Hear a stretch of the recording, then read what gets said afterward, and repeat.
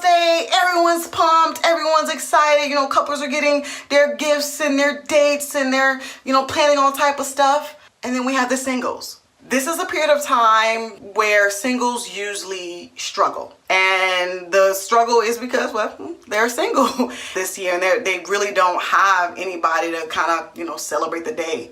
During this time period, singles are usually looking for some encouragement. They're usually looking for some ways to encourage themselves throughout this whole thing. And one of the things that I've noticed over the years is that there is one form of encouragement that singles gravitate to, and I think, you know, we should probably stop.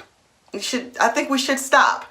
And it's the quote. There's a quote that is used almost, I see every year, is it's better to be single than to be in a bad relationship. It's better to be single than to be in a bad relationship. Like, and it sounds cute. Like, it sounds really, really cute and encouraging on the surface level. And technically it's a true statement, right? It is better to be single than to be in a bad relationship. But when you put it to a critical ear, when you really listen and think about what's being said, there are several issues that I see with the statement, it's better to be single than to be in a bad relationship. And one of the issues that I have with it is that it is backhanded encouragement.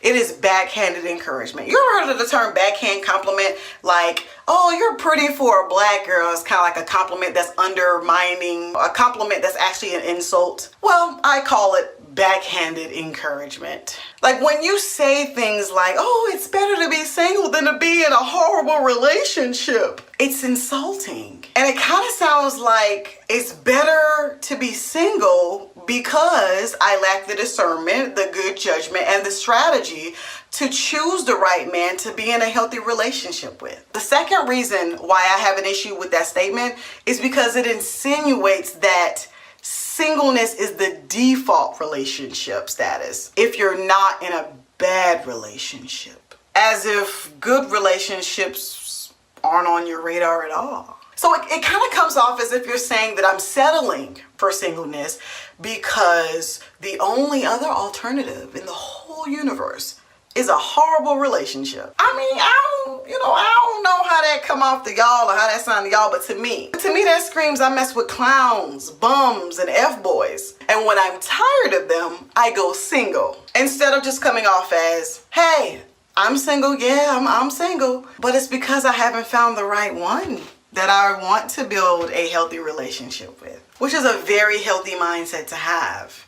Now, the third reason why I can't stand that statement and it just needs to just be set on fire and die is because it's like the lowest common denominator way of looking at life. So for example, let me just give you some comparable statements. I could say it's better to be employed than to work at a job that's terrible for your health and hard on your body.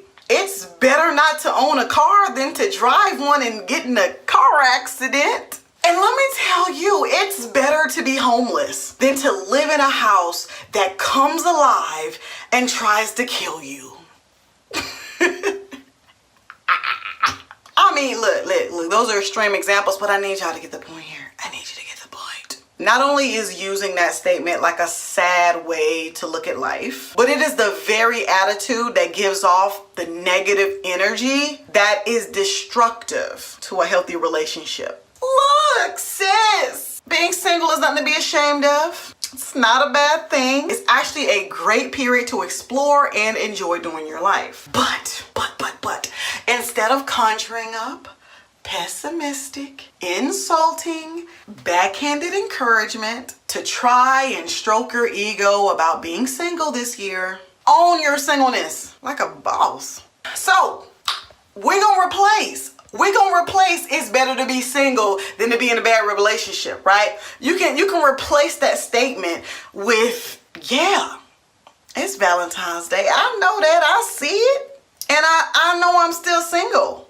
But I have a strategy for how I will be positioning myself to secure dates twice a month in the next 90 days. Yes, I'm still single. But I've been able to take advantage of so many opportunities, so many freedoms, and so many passions that I wouldn't have been able to take if I wasn't single.